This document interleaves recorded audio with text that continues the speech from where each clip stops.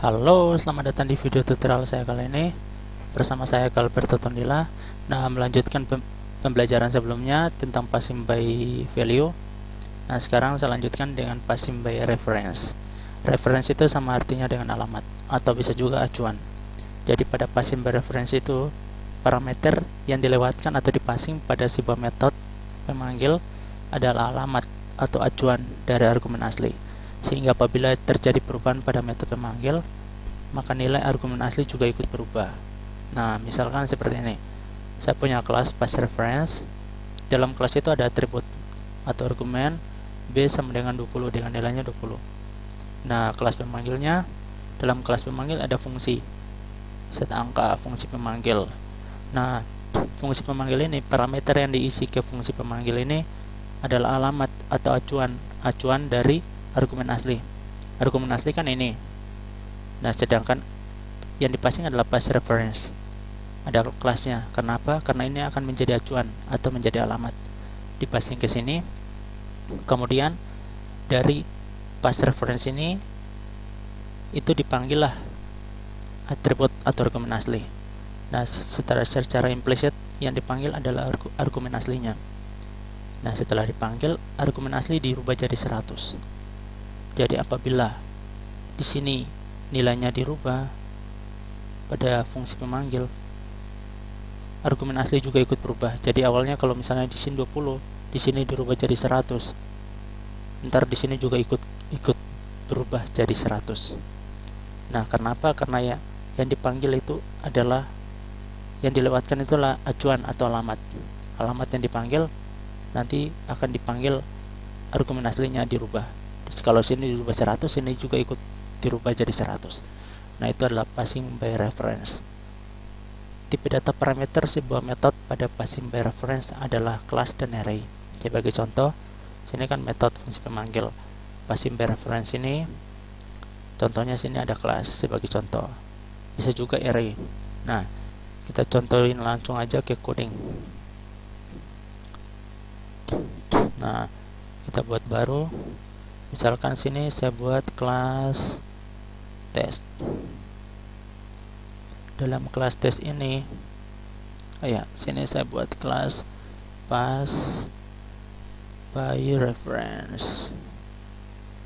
Kita buat dulu metode mainnya, static void main. Oke. Kita isi argumennya pass by ref. Oke. Kita buat fungsi pemanggilnya set angka ref. Oke. Nah, sekarang saya mau buat sebuah kelas yang menjadi acuan. Karena tadi kan contoh tipe data parameter adalah kelas atau array. Saya contohin dulu kelas. Misalnya saya punya kelas test.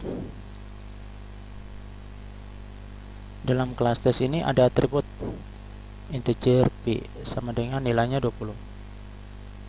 Saya save, pass by reference, save, oke. Nah, kemudian yang dipassing ke parameter dari fungsi pemanggil ini kan fungsi pemanggil. Yang dipassing ke sini adalah alamat atau acuan. Alamat acuan apa? Tes. Inilah yang dipanggil sebagai alamat tes, kelas tes. Oke. Kemudian tes ini kita panggil variabelnya. Kita rubah variabelnya jadi 100. Kita kembalikan nilainya. Nah, sekarang kita coba cetak. Misalkan saya panggil dulu kelas tes, ts sama dengan new test. Oke, kita cetak system.out.println. Oke.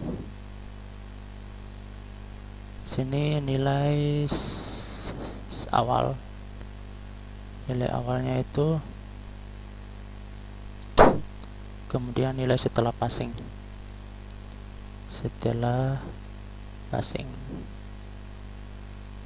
Oke. Nah, nilai awalnya itu misalnya kita lihat TB.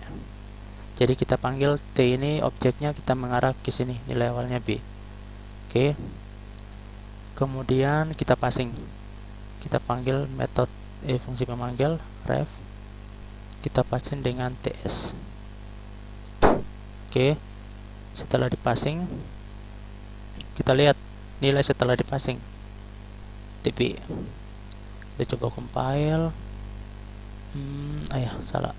Oke. Kita compile.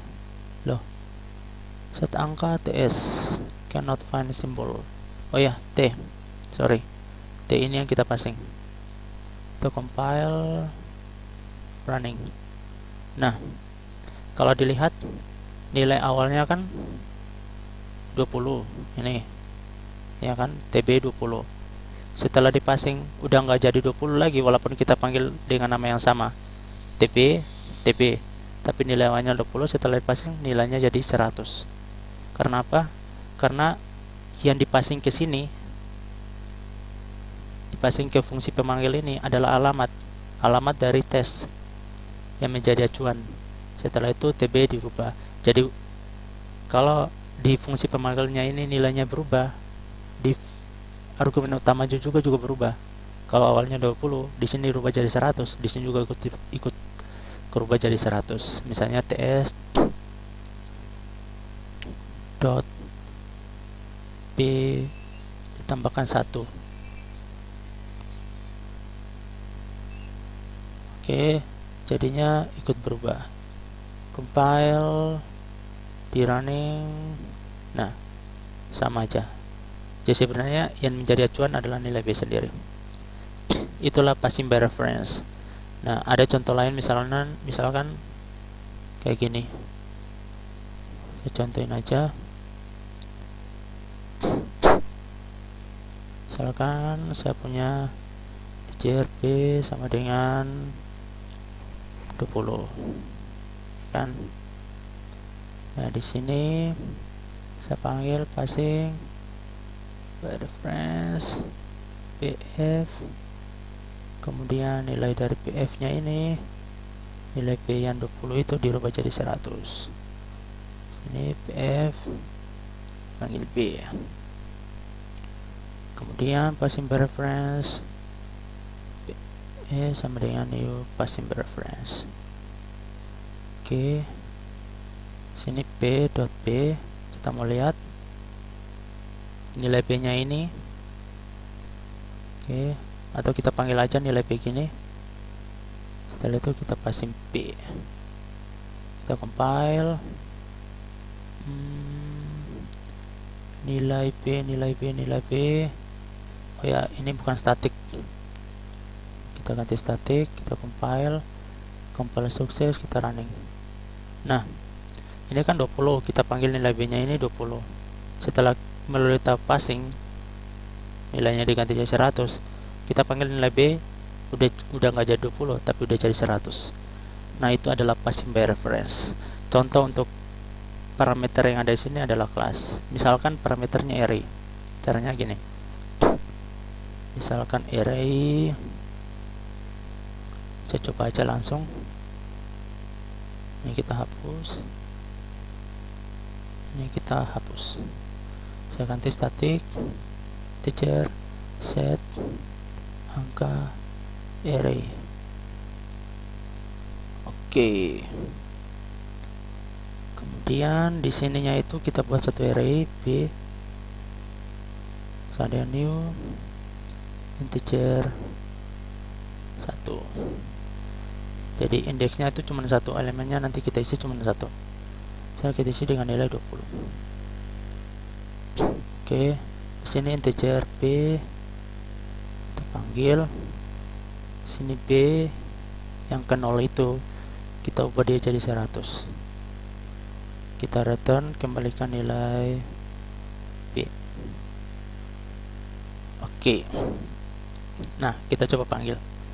Nah, system.out.println.